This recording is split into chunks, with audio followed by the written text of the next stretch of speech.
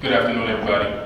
My name is Sir James Weaver. I'm a political science major, and I want to thank everyone for this time in presenting my oral presentation on Chinua Achebe's Refugee Mother and Child. At first, I also want to thank God for allowing me to come up with the creative juices, put forth physical portraiture of what this poem really represents. Also, it resonated with me in many ways as I shared some struggles as a child, being raised in a single parent home. There's my mother in the audience. I doubt you kind of do. You understand? My sister Chinua Weaver, thank you for coming out. And mother's love is immeasurable and is transfused within her cherubic offspring. Chinua Achebe, Refugee Mother and Child. From the cogitation of the poem's most salient rudiments, Achebe greatly exploits the usage of metaphors to awaken the reader to the allegiance of a mother and child indelible bond. And for this purpose, Achebe incorporates imagery within the genesis of the poem. Achebe masterfully arouses the reader to the cherubic nature of the child in the first stanza by likening this suffering mother and child as being the hypothesis of Mary and Jesus. To evince the reader to their innocence in a loathsome society, henceforth the central issues that become conspicuous as the poem unfolds are the constant struggles of the mother to satiate her child's hunger. Notwithstanding, her indefatigability and their vicissitude as refugees in a refugee camp is fused by a deleterious occurrence that transpires in Nigeria. Nevertheless, conflict between Eastern Nigeria and Southern Nigeria culminates consequently that Biafran War is actualized. What are the fundamental reasons for the Biafran War? My research will investigate Nigeria's history and the systematic effects of African proverbs on daily life for most Nigerians. Futuristically, I will also probe Zimbabwean proverbs functionality in the Nigerian community in relation to poverty. The purpose of this essay is to peruse Chinua Achebe's poem, Refugee Mother and Child, from an African Proverbial lens, probing the constitutive elements of love, poverty, and devotion. The Yoruba perceived the onset of poverty, I-E-S-E in Yoruba, as having no effect on the social experiences the individual may have in their community. This shows a conflicting angle in regards to how poverty affected the indigent refugees in this poem. The mother and child were isolated in poverty and had no way of circumventing this calamitous condition. In addition, there was a social disconnect between the mother and child's experiences in the refugee camp. For the Yoruba, the ideology about the poor derives from chapter 10, verse 4, which states, "Lazy hands make a man poor, but diligent hands bring wealth." This demonstrates that the Yoruba have employed this biblical doctrine in dealing with problems associated with the poor. As have been employed, this biblical doctrine has divulged the proliferation of refugees in Nigeria, resulted out of the dissolution between Eastern Nigeria and Southern Nigeria, stemming from a misapprehension or misunderstanding of the South's desire to succeed. As mentioned, it has been verified that the plight of the indigent was not engendered out of laziness, but was manufactured from a relentless inclination to advance the ambitions of South Nigeria. One should ponder, how can a society disregard its fundamental beliefs regarding the poor, notwithstanding any laborious efforts by the refugees, nothing could thwart their suffering. According to Livsan Tatiria, who holds a BA and MA in African Languages and Literature and is a professor at the University of Zimbabwe, states, for instance, one, on some stores, especially in rural areas, proverbs are so much to boost sales as to sum up the store owner's life history and celebrate a change of fortune from poverty to riches. This affirms a veneration for proverbs within the Zimbabwean populace. Life experiences, both positive and negative, shape and mold the individual. Next, a proverb becomes a tool promoted by the overcomer to inspire the impecunious subgroups of Zimbabwe. Therefore, proverbs like this should be employed in Nigeria to obviate the growth of physical and psychological poverty, thereby enlightening the impoverished to ways of surmounting abject poverty.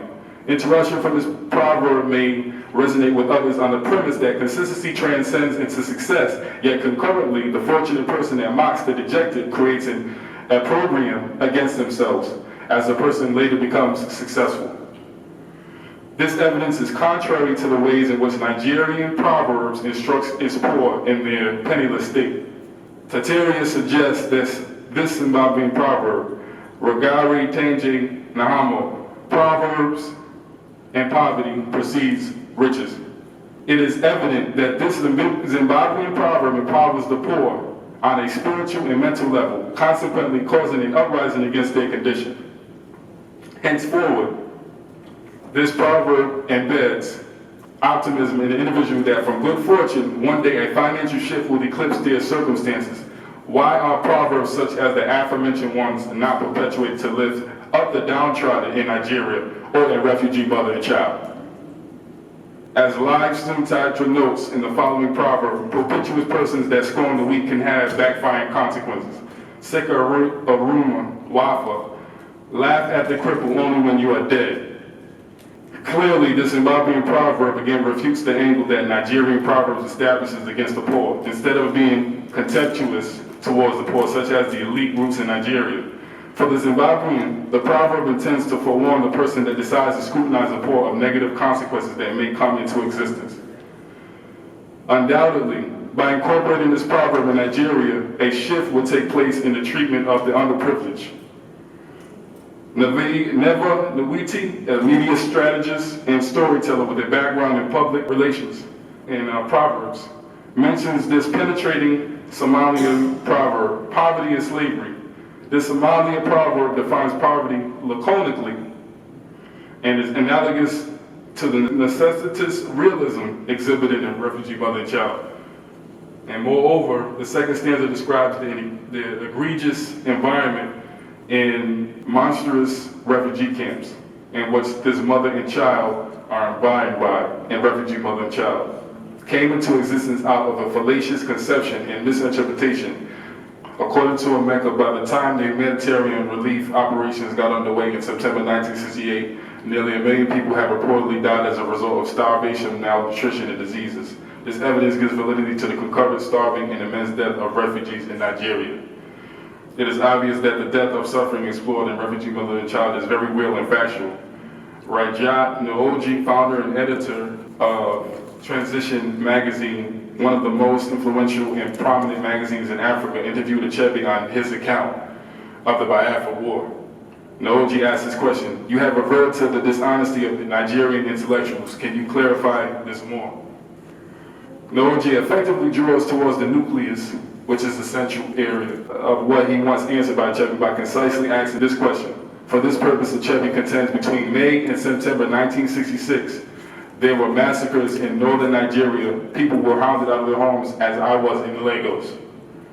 We expected to hear something from intellectuals, from our friends. Rather, what we heard was, oh, they had it coming to them. This proves that Nigerian leaders were manipulated in regards to their reasoning behind stimulating a war through their use of chicanery, which led to a massive death toll of people in Nigeria. Additionally, this count by Achebe corroborates the iniquitous plague of children in Refugee Mother and Child. Hence, Nooji is enchanted with finding out if there are any rationalizations for the proliferating war. Next, he directs Achebe to give any sound explanations for the war.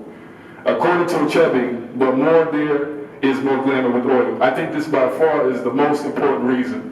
Nooji states that this evidence confirms a profound interest that Nigeria had in having complete autonomy and control over its oil, notwithstanding the massacre of its people. How can a country justify the obliteration of its populace at the cost of oil? These egregious activities within Nigeria's former history shows an avidity of higher-ups to maintain inclusive power.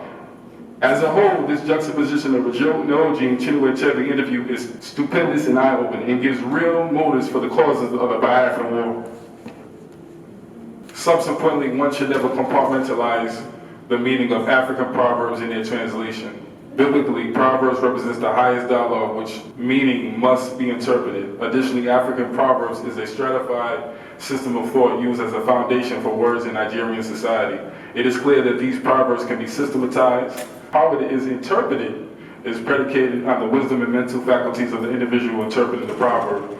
Metaphorically, proverbs share similar attributes to racehorses, where if the essence of words become intrinsically lost, they are sought out by the proverb. Therefore, their veritable meaning is found. Obviously, proverbs unearth the substances behind words in Nigeria. They are pertinent to the culture and way of understanding life in its entirety.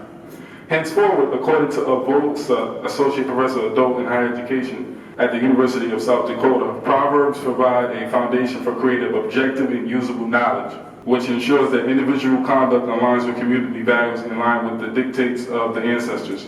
This evidence shows a pursuing solidarity between proverbs and the amelioration of knowledge in the community, thereby directing the philosophy of the society. In addition, this shows us that homage is given to the wisdom of the ancestors. Therefore, this insight guides and directs the principles in the direction the community moves towards. Furthermore, Igbo and the Yoruba utilize proverbs in which they become cerebral forces in converting and deciphering the exactitude of human propensities. This research shows a profound affinity of proverbs in many communities within Nigeria. For these Nigerian communities, edification begins from the obedience of knowledge from the proverb.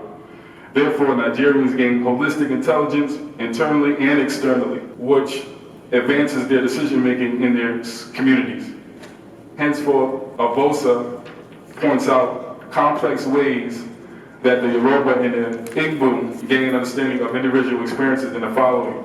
These factions gain keen insight of this sophisticated metaphoric system by conscious observation of human phenomena.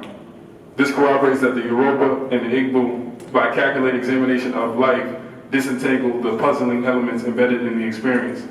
Subsequently, in Nigeria, education is highly valued. However, proverbs are just as important within the community.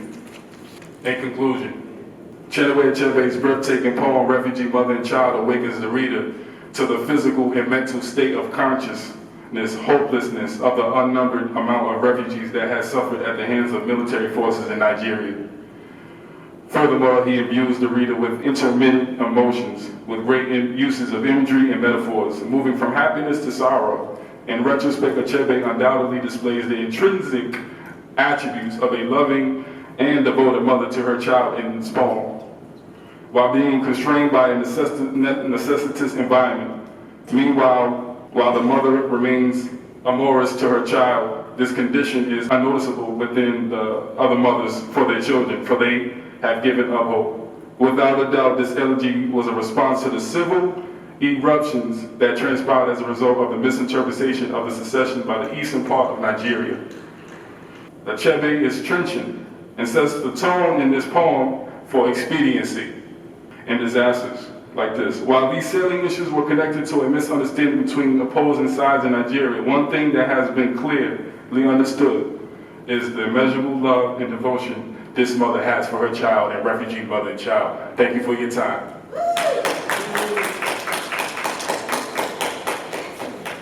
you have time for question and answer? Okay, before we go to the next one, okay? We have how many more presenters? All right. Okay.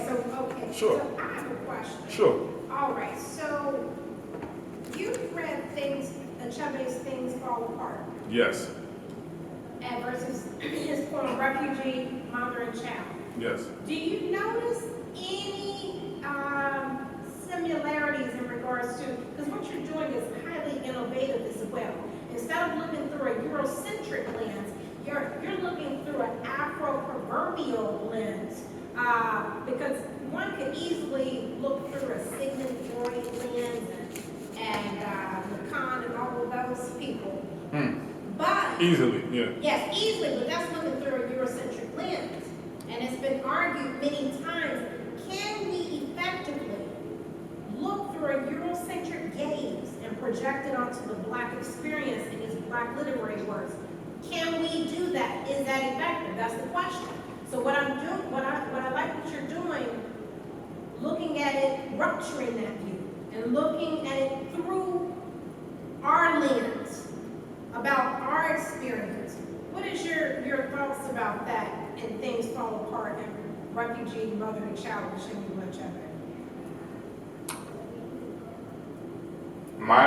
My perspective on that is, I believe that Western imposition influenced, of course it had an impact on the predicament of the refugees. But in regards to the war, even when they tried to impose their culture during the pre-colonial era, I believe that based on the depths of African proverbs, based on areas that it touches, the components, the psychological aspect, the spiritual aspect, the cultural aspects, and in a way that, and also them being transcended from the ancestors.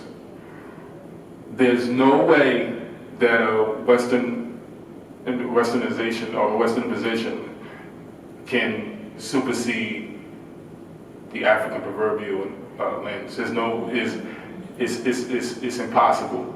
It's implausible, because the roots of African proverbs have culminated from the ancestors, and the ancestors, they have a deep connection to those words, and within those words they enrich the meaning behind daily conversations.